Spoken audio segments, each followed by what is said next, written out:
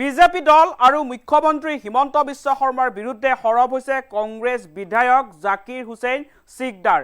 কংগ্ৰেছ দলে কেতিয়াও বিজেপি আৰএছএছক ভয় নকৰে বুলি মন্তব্য কৰিছে। ব্ৰিটিছক খেদি দেশ স্বাধীন কৰা দল হৈছে কংগ্ৰেছ আৰু সেই কংগ্ৰেছ দলৰ সদস্যসকলে হিমন্ত বিশ্ব শৰ্মাৰ নেতৃত্বাধীন বিজেপি চৰকাৰখনক ভয় নকৰে বুলি মন্তব্য কৰিছে। এনেদৰে এতিয়া বিজেপি দল আৰু মুখ্যমন্ত্ৰী ডক্টৰ হিমন্ত বিশ্ব শৰ্মাৰ বিৰুদ্ধে সৰব হৈছে কংগ্ৰেছ বিধায়ক জাকিৰ হুছেইন সিকদাৰ।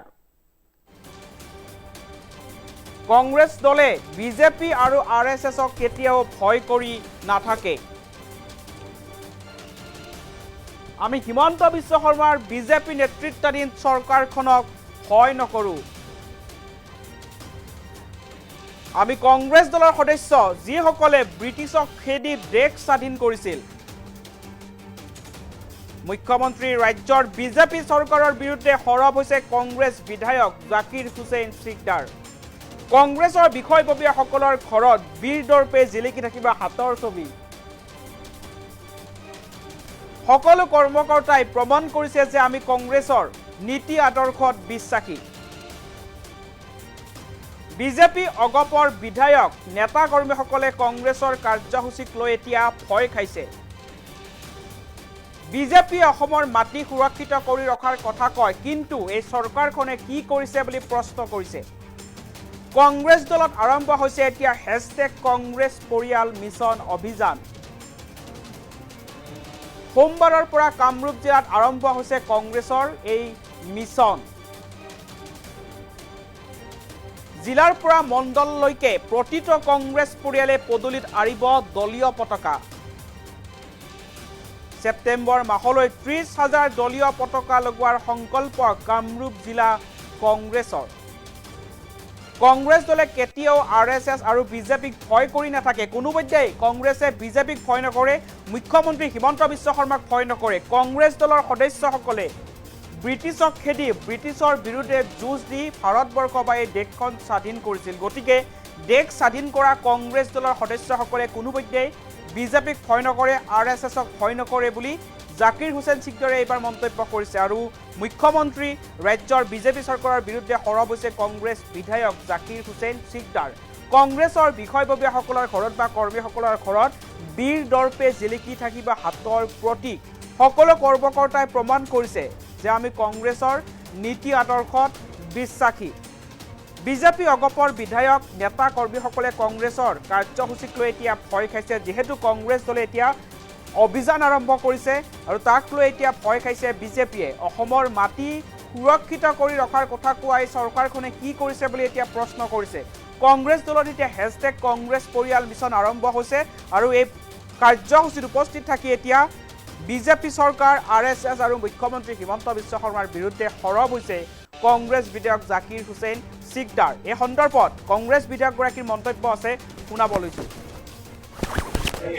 #কংগ্ৰেছ পৰিয়াল শীৰ্ষক এক কাৰ্যসূচী কামৰূপ জিলা কংগ্ৰেছ কমিটিৰ সন্মানীয় সভাপতি প্ৰাণজিৎ চৌধুৰী ডাঙৰীয়াৰ নেতৃত্বত কামৰূপ জিলা কংগ্ৰেছ কমিটি, কামৰূপ জিলাৰ অন্তৰ্গত থকা ব্লক কংগ্ৰেছ, মণ্ডল কংগ্ৰেছ আৰু বুথ কংগ্ৰেছ কমিটিয়ে আজি কাৰ্যসূচী ৰূপায়ণ কৰি আছে।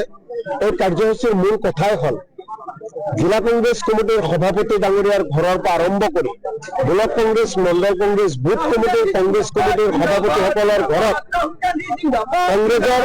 কংগ্ৰেছৰ প্ৰতীক চিহ্ন হাত থকা পতাকা এখন সকলোৰে ঘৰত তেওঁলোকে লগাব। এই কাৰ্যসূচীৰ জৰিয়তে নিশ্চিতভাৱে কামৰূপ জিলাত কংগ্ৰেছ দলৰ সাংগঠনিক শক্তিশালী আৰু বৃদ্ধি হয়। কংগ্ৰেছ দলৰ শক্তি বৃদ্ধি পাব। কামৰূপ জিলাৰ প্ৰান্তে প্ৰান্তে আমাৰ দলৰ কৰ্মকৰ্তাসকলৰ বিষয়ববীয়াসকলৰ ঘৰত বীৰ দৰ্পে কংগ্ৰেছৰ হাতৰ ছবিটো লগাই প্ৰমাণ কৰি দিছে যে আমি কংগ্ৰেছৰ নীতি আদৰ্শত বিশ্বাসী। আমি আৰএছএছক ভয় নকৰো, বিজেপিক ভয় নকৰো, হিমন্ত বিশ্ব শৰ্মাৰ চৰকাৰখনকো ভয় নকৰো। আমি সেই দলৰ সদস্য যি দলৰ নেতাসকলে ব্ৰিটিছক খেদি এই দেশ স্বাধীন কৰিছিল। আৰু আজিৰ যি কাৰ্যসূচী চলি আছে, এই কাৰ্যসূচীয়ে নিশ্চিতভাৱে কামৰূপ জিলাৰ অন্তৰ্গত এজিপি, বিজেপিৰ নেতা কৰ্মীসকলৰ লগতে বিধায়ক বিধায়িকাসকলে যথেষ্ট ভয় খাইছে। তেওঁলোকে কয় মাটি সুৰক্ষিত কৰিম, তেওঁলোকে কয় অসমীয়া জাতিক আমি যাতে কোনো একো আঘাত হানিব নোৱাৰে, অসমীয়া জাতিৰ সম্পদ যাতে কোনো ল'ব নোৱাৰে, তাৰ কাৰণে আমি সুৰক্ষিত কৰিম। এই শ্লোগান দিয়েতো সৰ্বানন্দ সোণোৱাল 5 বছৰ মুখ্যমন্ত্ৰী হল।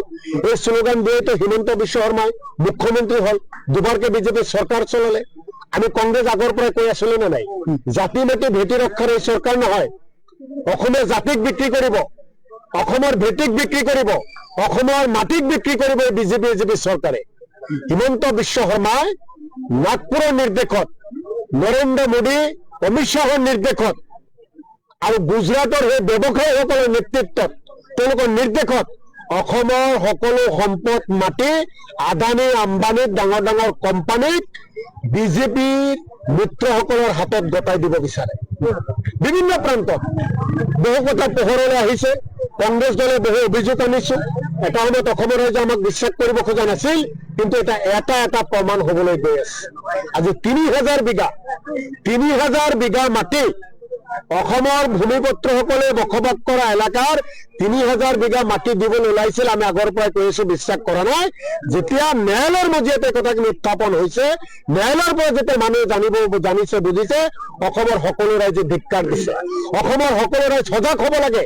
এই হিমন্ত বিশ্ব শৰ্মাই আহি থকা কেইটা মাহ অসমৰ সকলো মাটি, আপোনাৰ মাটি আমাৰ মাটি, সকলো মাটি বনিয়াৰ হাতত গতাব বিচাৰে। কাৰণ বনিয়াৰ মতে নৰেন্দ্ৰ মোদী অমিত শ্বাহ বিজেপি চৰকাৰ পৰিচালিত হয় আৰু হিমন্ত বিশ্ব শৰ্মাই দিবলৈ বাধ্য। হিমন্ত বিশ্ব শৰ্মাই নৰেন্দ্ৰ মোদী, RSS আৰু অমিত শ্বাহৰ ওচৰত বিক্ৰী যাব পাৰে, তেওঁলোকৰ কথা দেখুৱাব যাব পাৰে। অসমীয়া জাতি বিজেপিৰ ওচৰত কেতিয়াও মূৰ নত নকৰে। অসমীয়া জাতি নিজৰ স্বাভিমান লৈ, নিজৰ অধিকাৰ লৈ জীয়াই থাকিব। আমি আমাৰ কোনো মাটি আমি বহিৰাগতক দিবলৈ নিদিওঁ, কোনো বুনিয়াদ দিবলৈ নিদিওঁ। ইয়াৰ বিৰুদ্ধে তীব্ৰ প্ৰতিবাদ কৰা হ'ব। পাৱাৰফুলটো হিটলাৰো আছিল, নিৰ্দেশত লাখ লাখ মানুহ মাৰিছিল, মানুহক কষ্ট দিছিল। এখেতে পাৱাৰফুল, মূল্য বৃদ্ধি কৰাই মানুহক কষ্ট দিছে, দুবেলা দুমুঠি খাবলৈ মানুহ কষ্ট পাইছে। এখেতে পাৱাৰফুল, নিবনুৱা যুৱক যুৱতী লিখা পঢ়া কৰি ঘৰত বহি আছে, চাকৰি দিব পৰা নাই, তাৰ কাৰণে পাৱাৰফুল। কৃষকসকলক উপযুক্ত মূল্য দিব পৰা নাই, তাৰ কাৰণে পাৱাৰফুল। তেখেতে অসমত এটাৰ পিছত এটা গোষ্ঠীগত সংঘৰ্ষ লগাব বিচাৰিছে, সেই ক্ষেত্ৰত পাৱাৰফুল। তেখেতে অসমৰ চাহ জনজাতিসকলক তেওঁলোকৰ যিটো শ্ৰমৰ মূল্য দিব লাগে সেই দিব পৰা নাই, তাৰ কাৰণে তেখেতে পাৱাৰফুল।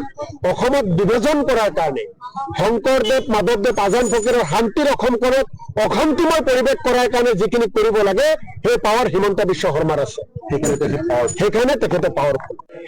#কংগ্ৰেছ পৰিয়াল শীৰ্ষক এক কাৰ্যসূচী কামৰূপ জিলা কংগ্ৰেছ কমিটিৰ সন্মানীয় সভাপতি প্ৰাণজিৎ চৌধুৰী ডাঙৰীয়াৰ নেতৃত্বত কামৰূপ জিলা কংগ্ৰেছ কমিটি, কামৰূপ জিলাৰ অন্তৰ্গত থকা ব্লক কংগ্ৰেছ, মণ্ডল কংগ্ৰেছ আৰু বুথ কংগ্ৰেছ কমিটিয়ে আজি কাৰ্যসূচী ৰূপায়ণ কৰি আছে। এই কাৰ্যসূচীৰ মূল কথাই হ'ল জিলা কংগ্ৰেছ কমিটিৰ সভাপতি ডাঙৰীয়াৰ ঘৰৰ পৰা আৰম্ভ কৰি ব্লক কংগ্ৰেছ, মণ্ডল কংগ্ৰেছ, বুথ কমিটিৰ কংগ্ৰেছ কমিটিৰ সভাপতিসকলৰ ঘৰত কংগ্ৰেছৰ প্ৰতীক চিহ্ন হাত থকা পতাকা এখন সকলোৰে ঘৰত তেওঁলোকে লগাব। এই কাৰ্যসূচীৰ জৰিয়তে নিশ্চিতভাৱে কামৰূপ জিলাত কংগ্ৰেছ দলৰ সাংগঠনিক শক্তিশালী আৰু বৃদ্ধি হয়, কংগ্ৰেছ দলৰ শক্তি বৃদ্ধি পাব। কামৰূপ জিলাৰ প্ৰান্তে প্ৰান্তে আমাৰ দলৰ কৰ্মকৰ্তাসকলৰ, বিষয়ববীয়াসকলৰ ঘৰত বীৰ দৰ্পে কংগ্ৰেছৰ হাতৰ ছবিটো লগাই প্ৰমাণ কৰি দিছে যে আমি কংগ্ৰেছৰ নীতি আদৰ্শত বিশ্বাসী, আমি RSSক ভয় নকৰো, বিজেপিক ভয় নকৰো, হিমন্ত বিশ্ব শৰ্মাৰ চৰকাৰখনকো ভয় নকৰো। আমি সেই দলৰ সদস্য, যি দলৰ নেতাসকলে ব্ৰিটিছক খেদি এই দেশ স্বাধীন কৰিছিল। আৰু আজিৰ যি কাৰ্যসূচী চলি আছে, এই কাৰ্যসূচীয়ে নিশ্চিতভাৱে কামৰূপ জিলাৰ অন্তৰ্গত AGP BJPৰ নেতা কৰ্মীসকলৰ লগতে বিধায়ক বিধায়িকাসকলে যথেষ্ট ভয় খাইছে। তেওঁলোকে কয় মাটি সুৰক্ষিত কৰিম, তেওঁলোকে কয় অসমীয়া জাতিক আমি যাতে কোনো একো আঘাত হানিব নোৱাৰে, অসমীয়া জাতিৰ সম্পদ যাতে কোনো ল'ব নোৱাৰে, তাৰ কাৰণে আমি সুৰক্ষিত কৰিম। এই শ্লোগান দিয়েতো সৰ্বানন্দ সোণোৱাল 5 বছৰ মুখ্যমন্ত্ৰী হল। এই শ্লোগান দিয়েতো হিমন্ত বিশ্ব শৰ্মাই মুখ্যমন্ত্ৰী হল, দুবাৰকে বিজেপি চৰকাৰ চলালে। আমি কংগ্ৰেছ আগৰ পৰাই কৈ আছিলো নে নাই, জাতি মাটি ভেটি ৰক্ষাৰ এই চৰকাৰ নহয়, অসমীয়া জাতিক বিক্ৰী কৰিব, অসমৰ ভেটিক বিক্ৰী কৰিব, অসমৰ মাটিক বিক্ৰী কৰিব এই বিজেপি চৰকাৰে। হিমন্ত বিশ্ব শৰ্মাই নাগপুৰৰ নিৰ্দেশত, নৰেন্দ্ৰ মোদী অমিত শ্বাহৰ নিৰ্দেশত আৰু গুজৰাটৰ সেই ব্যৱসায়ীসকলৰ নেতৃত্বত তেওঁলোকৰ নিৰ্দেশত অসমৰ সকলো সম্পদ মাটি আদানী আম্বানীক ডাঙৰ ডাঙৰ কোম্পানীক বিজেপিৰ মিত্ৰসকলৰ হাতত গতাই দিব বিচাৰে। বিভিন্ন প্ৰান্তত বহু কথা পোহৰলৈ আহিছে। কংগ্ৰেছ দলে বহু অভিযোগ আনিছো। এটা সময়ত অসমৰ ৰাইজে আমাক বিশ্বাস কৰিব খোজা নাছিল, কিন্তু এটা এটা প্ৰমাণ হবলৈ গৈ আছে। আজি ৩,০০০ বিঘা মাটি অসমৰ ভূমিপুত্ৰসকলে বসবাস কৰা এলেকাৰ ৩,০০০ বিঘা মাটি দিবলৈ ওলাইছিল। আমি আগৰ পৰাই কৈ আছো, বিশ্বাস কৰা নাই। যেতিয়া ন্যায়ালয়ৰ মজিয়াতে কথাখিনি উত্থাপন হৈছে, ন্যায়ালয়ৰ পৰা যেতিয়া মানুহে জানিছে বুজিছে, অসমৰ সকলো ৰাইজে ধিক্কাৰ দিছে। অসমৰ সকলো ৰাইজ সজাগ হ'ব লাগে। এই হিমন্ত বিশ্ব শৰ্মাই আহি থকা কেইটা মাহ অসমৰ সকলো মাটি, আপোনাৰ মাটি আমাৰ মাটি সকলো মাটি বনিয়াৰ হাতত গতাব বিচাৰে। কাৰণ বলিয়াৰ মতে নৰেন্দ্ৰ মোদী অমিত শ্বাহ বিজেপি চৰকাৰ পৰিচালিত হয় আৰু হিমন্ত বিশ্ব শৰ্মাই দিবলৈ বাধ্য। হিমন্ত বিশ্ব শৰ্মাই নৰেন্দ্ৰ মোদী RSS আৰু অমিত শ্বাহৰ ওচৰত বিক্ৰী যাব পাৰে, তেওঁলোকৰ কথা দেখা পোৱা যাব পাৰে। অসমীয়া জাতি বিজেপিৰ ওচৰত কেতিয়াও মূৰ নত নকৰে। অসমীয়া জাতি নিজৰ স্বাভিমান লৈ নিজৰ অধিকাৰ লৈ জীয়াই থাকিব। আমি আমাৰ কোনো মাটি আমি বহিৰাগতক দিবলৈ নিদিওঁ, কোনো বুনিয়াদ দিবলৈ নিদিওঁ। ইয়াৰ বিৰুদ্ধে তীব্ৰ প্ৰতিবাদ কৰা হ'ব। পাৱাৰফুলটো হিটলাৰো আছিল, নিৰ্দেশত লাখ লাখ মানুহ মাৰিছিল, মানুহক কষ্ট দিছিল। এখেতে পাৱাৰফুল, মূল্য বৃদ্ধি কৰাই মানুহক কষ্ট দিছে, দুবেলা দুমুঠি খাবলৈ মানুহ কষ্ট পাইছে। এখেতে পাৱাৰফুল, নিবনুৱা যুৱক যুৱতী লিখা পঢ়া কৰি ঘৰত বহি আছে, চাকৰি দিব পৰা নাই, তাৰ কাৰণে পাৱাৰফুল। কৃষকসকলক উপযুক্ত মূল্য দিব পৰা নাই, তাৰ কাৰণে পাৱাৰফুল। তেখেতে অসমত এটাৰ পিছত এটা গোষ্ঠীগত সংঘৰ্ষ লগাব বিচাৰিছে, সেই ক্ষেত্ৰত পাৱাৰফুল।